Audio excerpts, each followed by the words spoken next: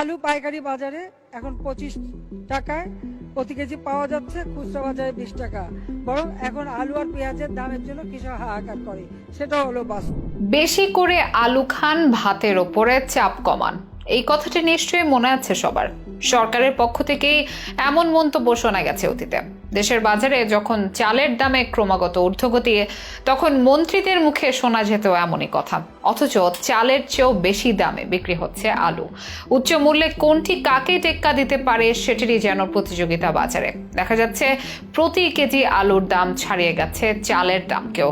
অনেকের মনে তাই প্রশ্ন উঠেছে, চাল ও আলু দুটোরই যখন অধিক মূল্য, এবার তাহলে কি খাওয়া যায়? কি খেয়ে চাপ কমানো যায় ভাত ও আলুর উপর?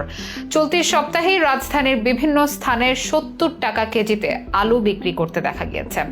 দেশে উৎপাদিত এই পণ্যটির চড়া দাম নিয়ে অসন্তোষ জানিয়ে আসছেন সাধারণ ক্রেতারা। যে টাকায় আগে কয়েক কেজি আলু পাওয়া যেত, সেই টাকায় এখন 1 কেজি আলু কেনাও সম্ভব নয়। কিন্তু কেন এভাবে বেড়ে গেল আলুর দাম? দায়ী কারা? এ ব্যাপারে কি বলছে সরকার পক্ষ? বিস্তারিত প্রতিবেদনে।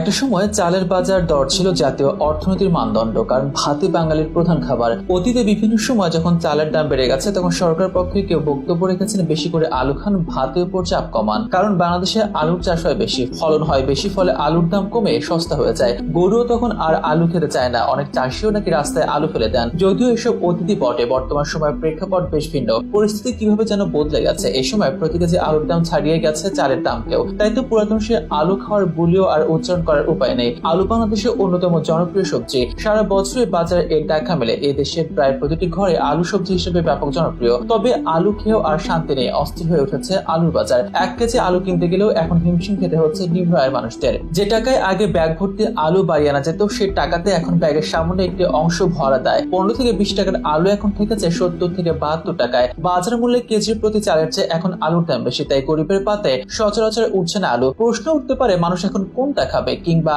আলুর বদলে কি খাবে? সে প্রশ্নের বিশেষ কোনো উত্তর নেই কারো কাছে। অনেকে তরকারির সাথে আলু খাওয়া কমিয়েছেন, কেউ আবার বাদও দিয়েছেন দামের সাথে পেরে না ওঠায়। কিন্তু এত দাম বৃদ্ধির কারণ কি? এই প্রশ্ন উঠে আসে উৎপাদন প্রসঙ্গে। যে কোনো পণ্যের উৎপাদন কমে যাওয়া মানে দাম বেড়ে যাওয়া। আলুর ক্ষেত্রে এটি বড় একটি কারণ। গত 2-3 বছর আগেও সরকার আলুর বাড়তি উৎপাদন যে তৃপ্তিতে ছিল, সেখানে এখন বাধা পড়েছে। গত মৌসুমে আলুর উৎপাদন কমেছে, যে কারণে হুহু করে বাড়ছে আলুর দাম। কৃষি বিপণন অধিদপ্তরের সূত্রে জানা যায়, 2022-23 অর্থ বছরে আলু রপ্তানি হয়েছে, যদিও তা আগের 3 বছরের রপ্তানির তুলনায় অনেক কম ছিল। কিন্তু বর্তমানে রপ্তানি তো দূরের কথা, আমদানি করেও বাজার সামাল দিতে পারছে না সরকার। কৃষি সম্প্রসারণ অধিদপ্তরের কর্মকর্তারা অবশ্য বলেছেন, তদারকির অভাবে কম দামে কেনা আলু হিমাগারে সংরক্ষণের পর মজুতদার ও ব্যবসায়ীদের কারসাজিতে লাফিয়ে বাড়ছে। হিমাগারে আলু মজুত রেখে ইচ্ছে মতো বাজার নিয়ন্ত্রণ করছেন মধ্যস্বত্বভোগীরা, আর কঠোরভাবে বাজার নিয়ন্ত্রণ না থাকাকেই দায়ী করছেন ক্রেতারা। এদিকে বাণিজ্য প্রতিমন্ত্রী আহসানুল ইসলাম টিটু বলেছেন, যতক্ষণ পর্যন্ত বাজারে